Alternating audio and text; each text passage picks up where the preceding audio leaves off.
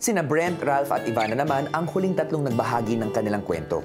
Grad photo ko nung college went viral. And then, I think Crush kita nun. the following week, pinatawag ako Star Magic.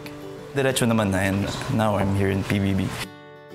Nung pandemic, nagsimula na akong mag-model, commercials, hosting, and all that. And then, tulad nga ng sinabi ko kanina, for someone who was given everything, what more can I do to give back? Si Mona ang una nag-artista. At nagtatry din ako nun. Si mama ko sobrang supportive. Lahat ng audition ko sinasamahan niya ako. Kahit reject, merong isang nag-okay.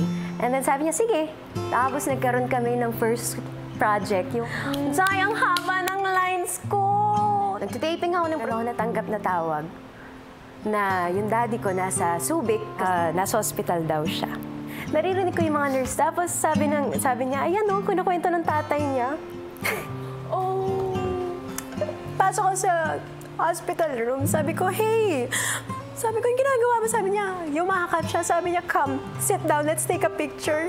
Sabi niya, I'm very proud of you. Labas siya. Labas ako kasi kakausapin ko ni doktor, lilipat na. Paglabas ko, wala na.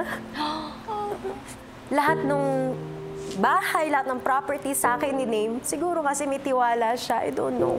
And pinapili ako, parang pamilya ko ba o ito? Tapos sabi ko sa kapatid ko, girl, parang hindi na ako pang-artista, girl. Parang pag-alis natin, alam ko wala akong babalikan. Sabi niya, ate, mag-vlog ka. Eh di nag-try kami. Sabi niya, ako mag-shoot sa'yo.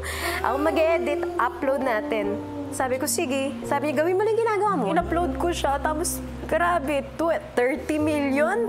Parang sabi ko, grabe si Lord. God has a perfect time.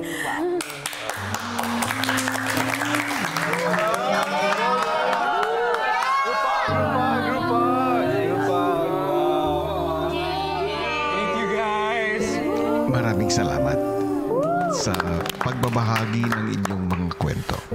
Bagamat nagmula kayo sa magkakaibang simula, kayo ay bahagi ng iisang industriya. Naway maging makulay at makahulugan ang inyong pananatili dito sa aking bahay. Isang kabanatang magtuturo sa inyo patungo sa landas na nararapat para sa inyo. Kapusong kapamilya.